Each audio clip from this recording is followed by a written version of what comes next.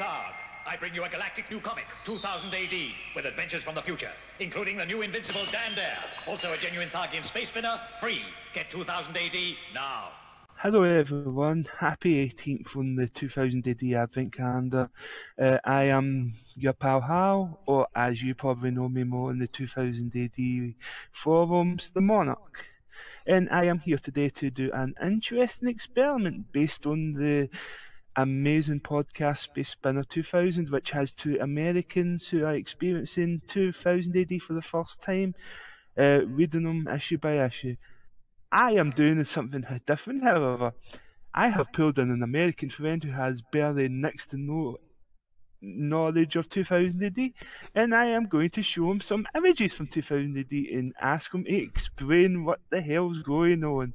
My friend, introduce yourself to the lovely people. I am currently the Blitzball Kazan, good buddy of Hal's, a fellow commentator with him. Just a good friend. I know about Judge Dredd, but that's all I know. Excellent. So this should be a trip and a half. And and when I say Judge Dredd, I mean the Sylvester Stallone movie, not the 2013 reboot. AKA the one everyone who actually loves 2000 AD hates. So that's a good start. Wait, is the Stallone movie far more accurate to the comics than the reboot? No, the reboot is more accurate to the comics than the Stallone one. Oh, wow. That's all right then. I was gonna say, because usually 80s movies are not the most accurate to their comic portrayals, but still, that's a different conversation for another day. You continue. Okay, so I'll do. There's a great wide variety of stories inside each issue. Usually, the one constant of every issue is Judge Dredd, who has been in the prog since issue 2, and has been in it ever since, barring a couple of issues where it's either been replaced with a reprint of a Judge Dredd issue, or there's been an issue that is just one story told throughout the entire issue, which happened a couple of times in the early 2000s. And today we're going to talk about Prog 1, and maybe a teeny wee bit of Judge Dredd. Not sure about that, but we'll see. So we'll go through the stories in Prog 1. Alright. So first off, let's look at the rather basic cover for Prog 1, which I am sending to Kazan right now, and he can comment on said cover. That is the cover to issue 1. Image is loading. Discord likes to take forever. Number 1, 2000 AD, free space spinner, Mach 1. His incredible hyperpower will amaze you. What? Space age dinosaurs read flesh? Stop press rate invaded? They are all references to stories that are actually inside the issue. I will explain them as we go along. So, what do you think that space spinner is? Oh gosh, a weapon? A weapon of the future? No, it's a frisbee. It's just a frisbee. They stuck a free frisbee on the first issue. That's actually really cool. I honestly thought that it'd just be a futuristic weapon. Nope, it's just a frisbee. All right. If I recall, issue 2 came with transferable tattoos of computer parts that you could put on your arm, so it makes you look like a cyborg. Oh my gosh. Which kind of gives you the idea of the age that they were aiming for in the early days of the comic. Nowadays, it's more like either teenagers and people like me who grew up with the comics. It is the age for the current comic, but back then it was for children. Yeah. Wait, 8 pence Earth money? So yep. So this comic was 8 pence. All right. Yeah. I don't even want to know how much that would translate to now. I wouldn't want to try to. I wouldn't want to go on Google's money. I don't want to go on a money calculator real quick. But yeah. All right. So let us go actually inside the comic, and we'll talk about the first story called Invasion, which probably noticed on the actual cover, talking about the Great Britain invaded. So is this So comic like anthology based or? in, it is anthology based. There's 5 separate stories with five separate main characters and stuff. Okay. And so this first one is called Invasion. The main character of Invasion is a man called Bill Savage, who is a truck driver whose family died during the first days of the invasion, which I should explain the basic of a fictional army who are clearly Russians, because it was supposed to be the Russians, but they had to change it at the last minute because of obviously the Cold War and stuff like that. Yeah, you said this comic came out in like what, the 80s? 1977. Yeah, that So was the. Oh yeah. literally just as Star Wars was about to come out. So all right, why do you British look so sad? The war is over. We Volks have won. Now let us be dancing, laughing. A man entered his name. So he's just laugh this off, Twinkle Toes, as he's just pointing a double barrel shotgun at I'm guessing some officers. Yep, shooting down the Vogues. Oh my gosh. That's what the army were called. They were called the Volgan Republic. As I said, they were supposed to be Russians, but they had to change at the last minute. literally the first page of the comic has clearly Russian stormtroopers landing on. I think it was the Parliament building, and they were shooting at people. And one of the first pages has what is clearly Margaret Thatcher getting shot by a firing squad. Oh my gosh. What? And Already. that kind of gives you the idea of how bonkers Invasion was. It's basically just one man with a shotgun forming a resistance against Russian invaders. Oh my god. All right. Already then. All right. And now I am going to show you something that isn't from Prog 1, but is probably one of the most greatest out of context pages of Invasion ever. This is an absolutely insane moment. I will explain myself. I will explain it before I actually send it to you. Basically, it is during one of the downtimes for Bill Savage and his resistance, where he is having a bath, and someone has sold him out while he's in the bath. Now, Okay. read this. What and look what he's had out. Quack quack Volg. He had it. What? Okay. He had the shotgun and a rubber duck. Oh my gosh. Because that is how Bill Savage rolls. Even when he's having a shower, he hides his shotgun just in case he gets attacked. The resistance men quickly dressed and hang about Grandpa's still oh, alright, and about listen, son, I've got a secret for you. Then kill a few Volks for old Charlie. What? So he just has. Oh, that is so weird. He just has a gun. He just keeps a shotgun in the bath. All right. So Invasion was probably one of the longest lasting of the strips that started in the first issue. It lasted into the early 50s of the comic. All right. And it ends with so, and I swear to God, I am not making this up when I say this. The Prince of England is rescued by Bill Savage, and they go to the Liverpool branch of the Resistance, and the Liverpool branch of the Resistance has the Beatles as members. I'm sorry. What? I am not making this up. The actual Beatles. All right then. The Beatles are Resistance members. The Beatles are members of the Resistance. which includes John Lennon. Oh, well, obviously, has to be all four members. Oh my gosh. And I think it came out.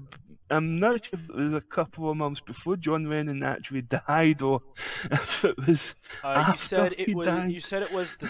You said it was the 70s. So he died. If I'm correct, he died in. Oh, gosh, hold on. Let me look it up. Might as well do a quick look up. Yeah, he died in 1980. If I'm reading that right. So that would have been well before. Okay, so let us move on to Thrill 2. This is Mac 1. You probably saw him on the cover. Mm-hmm. His amazing power, amazing power will stop. Sorry, it will amaze you, not stop you. It's amaze you. He is John Pro, agent who has been bonded with a supercomputer. Wait, bonded with one? Yep, bonded with a supercomputer, which gives him super strength and. Compupuncture is a computerized form of acupuncture. By inserting special electroneedles into Probe's body, his energy flow will increase until he has the strength of 50 men. What? How does that work? Well, I mean, comic book bullshit is how it works. Like that just seems like it's a comic storyline that it's like, yeah, we don't know how computers work in this timeline. So, have you heard of an American TV show called The $6 Million Man? Oh, of course. With yes, he has the sound effects. This is pretty much a UK ripoff of that series. Basically, he looks a lot like it. He does look a lot like him. So yeah, basically, Mac 1 is basically just a super spy story with a spy who has the power of 50 men due to being acupunctured by computers somehow. What? But okay, I'm just gonna accept that.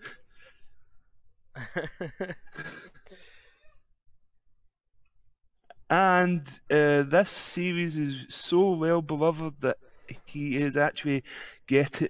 Not only has he gotten a spin-off series, 2 spin-off series actually, he's actually getting a new trade paperback next year of all of the issues of the first 50 odd issues, with a brand new cover and everything. Oh my god. So this guy is like the Golgo 13 of Britain. But it's a really cool series. Not so much a secret agent, more a secret weapon. Huh. That's cool. And that dude on the left? And unfortunately, poor John Probe has the unfortunate distinction of being the first ever 2000 AD character who actually died at the end of his story. Oh. Dang. And that's kind of a trend that kind of happens quite a lot, because 2000 AD isn't like American comics. Usually when a character dies, a character actually stays dead. Oh, so they're down for the count. So they're down for the count. Yep. They're down for the count. Because a lot of stories are finite in 2000 AD, they usually do stick deaths. Wow. There's only one character I can fit back, but that I think I'll leave that one because that's really got nothing to do with what we're talking about right now. Yeah. Okay, so let's look at something I'm sure you're going to love. Alrighty. Ladies and gentlemen, because this is one of my favourite strips of the first prog, I bring you Flesh. Whoa! Oh, I gotta pull this up on my browser because my browser just loads stuff faster than Discord likes to. Oh my god, he looks like an Inhumanoid. That is Old One Eye. the most vicious, evil dinosaur you'll ever meet. Future Man has And traveled she's back in time to hunt and kill the great dinosaurs, but one monster fights back, a huge female tyrannosaur called Old One Eye. The hag monster wants blood. Oh my gosh. Hold on a sec, I gotta sneeze. so yeah, that's basically the high concept of Fresh. Instead of dinosaurs being wiped out by asteroids, they were wiped out by future humans who hunted them for their flesh. Was there a reason why they wanted the flesh, or was it just they wanted their flesh?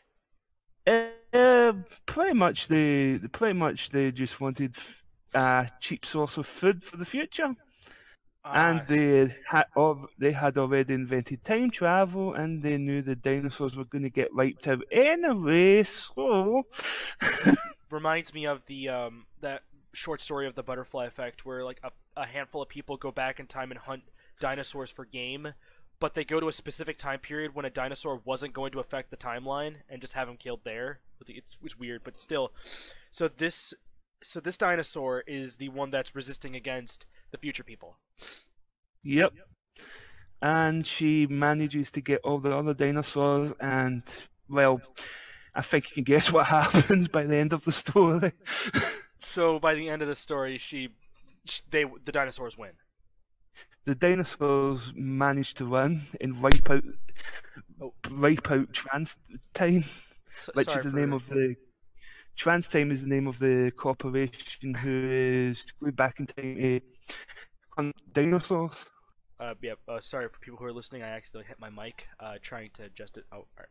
But still, her pack of tyrannosaurs came screeching to her side. Old One Eye, 120 years old, was their leader. And so, alright, so that's awesome. Actually, this man has called tyrannosaurs stupid. It's basically dinosaurs, the comic strip. Because for some reason, Trans Time employs people who look like cowboys. Reminds me of the animated series Inhumanoids, where it was a set of monsters. They're really a set of monsters who would just like brutally kill. They like a lot of the times like the focus was like on the bad guys, and there were these like giant creatures that would basically just kill other people.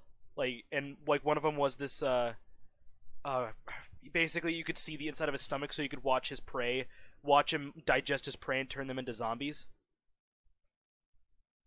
So it's brutal. Like go look up Inhumanoids sometime, because it only lasted a handful of episodes, but still that's a different topic. But still, this is awesome actually. Now let us move onwards and upwards to the fourth story. Well, technically this was the last story, but I'm saving another story for last for obvious reasons. Oops, that's the wrong one. That's actually for the sequel story. Oops. I am well prepared. Yeah. You see, okay, in here any we go. podcast that we get involved in, we're always the most prepared. Here we go. Story number 4 is something that isn't really done much in UK comics anymore, but was done a lot in the time, and that is the futuristic space sports story. Meet the Harlem Heroes. Futuristic sports stories. Yes. Okay. Harlem And Heroes. then It's the page is loading. All right. So, what? Enter the Thrill Bowl. Oh, I'm zooming in on some of this. All right. So basically, the Harlem Heroes are a aeroball team, which is basically it's kind of like American football except with jetpacks. All right, that's my kind of sport. I mean, it's more complicated than that, but that's pretty much what it boils down to: is American football with jetpacks. Yeah. Oh my gosh. Entering the Thrill Bowl And 7 players who are going to make it hot for the heroes. Let's hear it for the Baltimore Bulls. Wait. and basically the idea is that they're making their way to a aerobill match, and their car crashed and killed most of the squad, and they had to build up a brand new squad. Oh, okay. So basically the story is mostly about them playing the game, but it's also about them trying to figure out who the hell sabotaged their car. Huh. It's quite a good story. That's impressive. But yeah, I see. Like the first league match since the road crash, when most of their squad were killed. That's, I don't know, weird. I don't know if that's a typo. I don't, I don't know, but still, that that's actually really cool because because that reminds me of another story. It's not a story, but it's a movie called We Are Titans, where a college football team is flying to their next game. However, their plane crashes and they lose an entire football team, and they have to build up a new football team. It's a really dark story, but still, it's a decent one nonetheless. I'm not usually a sports fan, but this is actually pretty cool. This looks pretty cool. And I'll show you one more image of this story, and then we can move on to the last story of the first prologue of 2000 AD. Okay. Loading the image now. I have to zoom in on this picture. Luckily, I have. Like I said, this is another good thing about just using my browser. But still, just to remind you folks, this is the printer. Oh my gosh! All right. Ray, 7th airstrike in a row to the Harlem Heroes. Giant. The team's captain has done it again. The Gladiators are training by 7 airstrikes to 2. What the heck? Airball is a weird sport. Airstrike, like they're leading in airstrikes 7 to 2. Okay.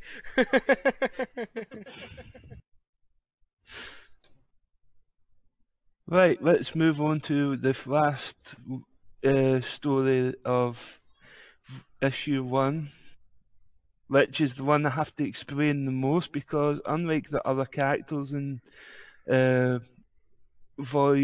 issue 1 of 2000 AD, this character actually is a pre-existing UK comic book character. Good grief. This rabbit hole goes far down. Yeah. So what the thinking was with them was they wanted to have an established comic book character in the first issue so that people from the 1960s who remember the character could maybe pick up the comic for their children just because of the comic. So, like, if they added Superman into the first Detective comic. Yes, something like that. Or say they added Batman into the first issue of whatever dumb new comic they wanted to release, just to boost up the sales. And when I say Detective comic, I do legitimately mean the first comic that, like, back when Batman wasn't known as back in the first Batman comics. Oh my gosh. So meet Dan there. Oh wow. Oh, come on, image load up. And yes, because of how important the character was at the time, he actually got the center spread of the comic, which was always in color. Dude, kind of reminds me of the current JoJo's with the JoJo's manga, the ones that have come out outside of Japan, where there's a portion of the comic that's all in color for some weird reason, and then the rest of it's just in black and white. Yeah, that's how early 2000 AD worked. Usually, whatever was in the centre spread got the colour pages. Was there everything else was in black and white? Was there like a reason for that, or? Well, they usually give the centre spread to whatever's popular at the time. So they were pushing Dan Dare, so he got the centre spread at first. Then Mac 1 became a bit popular, he got the centre spread. Then Judge Dredd became uber popular, and he's pretty much had the centre spread for the longest time. Nice. The aging space freighter Sirius is being ferried to the Space Museum on Earth's moon. At the controls, Commander Dan Dare as the Sirius passes Jupiter. And then there's radiation leak. Repeat, come in. Lost all forward thrust. Jupiter's pulling us down. The giant planet's red spot. What? Okay, Jupiter's giant red spot is just pulling them in. So yeah, Dandale is basically the pilot of the future. Huh. He's basically an airplane pilot, except it's based in the future, so he's obviously a spaceship pilot instead. It's a kind of a 1950s UK thing that you really need to be born in the UK to kind of understand. Oh. I don't even think I understand much myself, and I've actually read these comics. I mean, it's like trying to understand the plot to Duck Dodgers. Except he was already supposed to be a parody of another character, but still. So, what does he travel through time? Like, what? No. He's just being sucked in by Jupiter. Although the 1970s version of Dan Dare does take a little bit from Buck Rogers. Oh, cool. So he's just being sucked in by Jupiter and he has to try to figure out how to get out. Yes. Huh. That... Dan Dare is kind of a really hard thing to describe to people who aren't born in the UK, because a lot of what makes Dan Dare is really, really UK based. Ah. But yeah, that's everything that was in the first issue. So let's do a bonus round. Starting in issue 2 was one of the most important characters of the entire comic. One who's had 2 films. One is terrible and the other one is amazing. He's going to get a TV series soon. Wait, he's getting a TV series? Yep, he's getting them. There's a TV series they're making in development called Mega City 1, which is based on the city of the series. And so, like, that guy is, of course, Judge Dredd. And I will put a picture up, although I'm pretty sure you know what Judge Dredd looks like. Of course. I've watched both the Stallone movie and the reboot. So, honestly, though, I kind of prefer the original Sylvester Stallone Judge Dredd, just because of how cheesy it was and that, and I just love Stallone. Here was Judge Dredd as he looked in issue 2. Oh, alright. He looks a lot different than what he currently looks like, I can tell you that. Yeah, no kidding. I mean, it's pretty close. I mean, he just, and honestly, with this angle, he just looks like Captain Falcon on a motorcycle. Pretty kick-ass. So yeah, Judge Dredd was intended to be in issue 1, but there was a couple of issues with his comic, and basically it was very, very violent, and there was this whole issue with violence in comics at the time, and they had to change the Judge Dredd story. They also had to change the Mac 1 story because according to legend, John Probe actually severed a guy's head off in his original version of the first story. Oh. So they had to change that as well. That's alright then. I mean, this Judge Dredd concept, I mean, looks pretty close to what I remember Judge Dredd in both Judge Dredd and Dredd. Dredd being the name of the reboot. So I think everyone knows what the story of Judge Dredd is, but I'll just do a quick primer anyway. So in the 22nd century, stuff happened which is very, very close to what's currently happening in America at the moment. The last president of the USA starts bombing America. Oh my gosh. And the justice system and the police kind of combine and take them down and become the judges. Which, by the way, in the original 80s movie is read by James Earl Jones. He's just like, they are the judge, the jury, and the executioner. Which is like super badass. Like I love Dredd. I love Judge Dredd a lot just because of how just how bad yet super great it is. I am the law. So Judge Dredd is basically the best judge. He's the one. He's the judge that everybody else looks up to, and he's a complete and utter bastard. Oh yeah. He is very much a twat. He is very for the law. You better follow the law, or else you're not gonna have a good time. And as I said, he's the most popular thing that ever came out of 2000 AD. He has had 2 movies. He is getting a TV series. There's been a lot of merchandise. And usually when you ask an American who has never read 2000 AD, they can usually mention Judge Dredd by name because of how popular he's became outside of the comic. To the point when you ask people, so what's 2000 AD? It's the Judge Dredd comic, isn't it? And then you kind of have to explain to them that Judge Dredd is like only one part of the comic. Yeah, it's kind of like explaining the concept of Tales of the Crypt to someone.